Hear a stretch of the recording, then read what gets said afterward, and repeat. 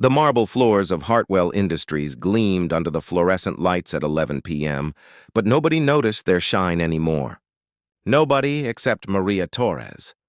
She pushed her cleaning cart through the executive suite, her weathered hands gripping the mop handle like it was the only anchor keeping her tethered to this world. At 63, Maria had cleaned these floors for 12 years. 12 years of invisible labor, of being the ghost who made everything spotless while the sun slept. Her daughter's medical bills sat heavy in her purse, crumpled reminders that some stains don't wash away with bleach and determination. Maria had learned long ago that rich people don't see janitors. They look through you, past you, around you, anywhere but at you. So when she heard footsteps approaching from the corner office at this ungodly hour, she prepared to become invisible again, to shrink into the wallpaper of her own existence. But Marcus Hartwell didn't walk past her. The billionaire CEO stood in his shirt sleeves, tie loosened, eyes bloodshot from another 16-hour day building his empire. At 42, he'd conquered markets, crushed competitors, and accumulated wealth that could feed small nations. Yet tonight, staring at the janitor clutching her mop, something inside him cracked open. "Do you play chess?" The words tumbled out before he could stop them. Maria's head snapped up, her dark eyes wide with confusion. In 12 years, no executive had asked her anything except to move her cart out of the way. Yes, sir. My father taught me. In Mexico? Before? Her voice trailed off, swallowed by the cavernous silence of the empty office. Marcus didn't know what possessed him. Maybe it was exhaustion. Maybe it was the therapist's voice in his head saying he'd lost touch with humanity. Maybe it was the chess set on his desk, a gift from his late father that he never had time to use. Whatever the reason, he heard himself say, "I dare you to play me. Right now." Maria's laugh came out bitter, defensive. "Sir, I need to finish. I'll pay you." Marcus was already walking toward his office. $500, one game. And I promise you I'm not very good. $500. That was almost 2 weeks of work. That was her daughter's medication for a month. Maria followed him into the office, her heart hammering against her ribs like a trapped bird. The chess set was magnificent. Hand-carved walnut and maple, each piece a work of art. Marcus set it up quickly, his hand sure despite his claimed incompetence. "White or black?" he asked. "White," Maria whispered, sliding into the leather chair that probably cost more than her car. They played in silence at first, the only sound the soft click of wood against wood. But Marcus noticed something within the first 5 moves. Maria wasn't just good.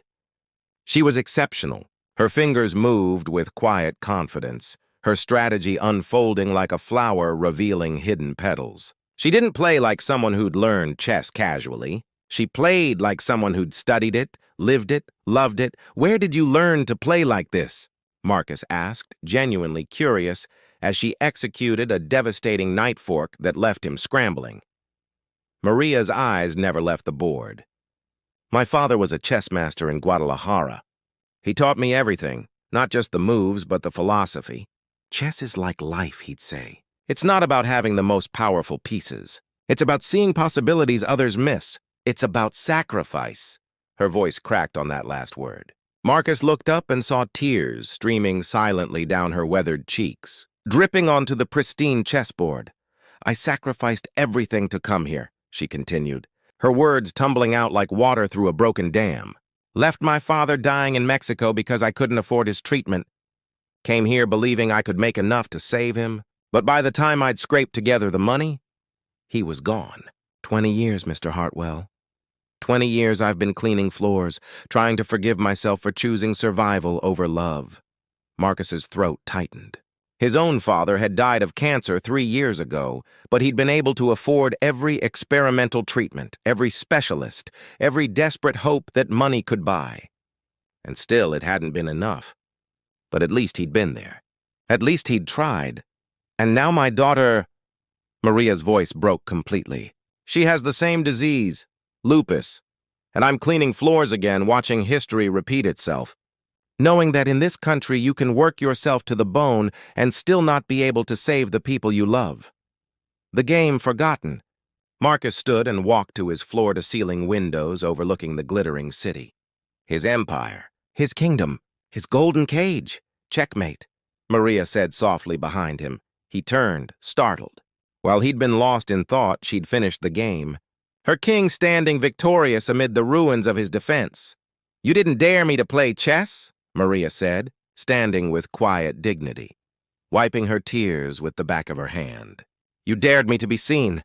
To exist as a person in a building where I'm just part of the furniture. Thank you for that, even if it was just for one game." She moved toward the door, ready to return to her cart, to her invisibility, to the floors that never stopped needing to be cleaned. "Wait!" Marcus's voice stopped her. "What's your daughter's name?" "Elena, she's 28. A teacher. She has 2 children of her own." Marcus walked to his desk and picked up his phone. Maria watched, confused, as he made a call at 11:30 at night. "David, I need you to do something first thing tomorrow. There's someone who needs our help. Full medical coverage, experimental treatments, everything. I don't care what it costs." He paused, looking at Maria. "What's your daughter's full name and which hospital?" Maria couldn't breathe, couldn't speak. Her hands shook so violently she had to grip the back of the chair. Over the next hour, Marcus didn't just make one call.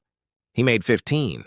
To his head of HR, to his insurance providers, to specialists at Johns Hopkins and Mayo Clinic. He didn't ask permission. He didn't calculate costs.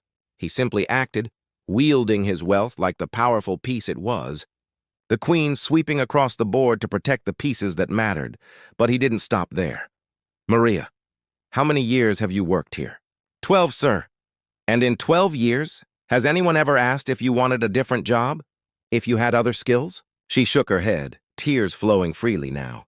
"Tomorrow, you're meeting with our HR director. Not about cleaning, about teaching.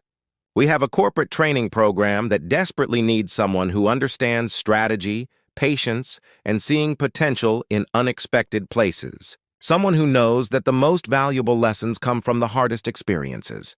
Someone exactly like you." Maria collapsed into the chair, her body racked with sobs. Not of sorrow this time, but of relief so profound it felt like resurrection. "Why?" she choked out. "Why are you doing this?"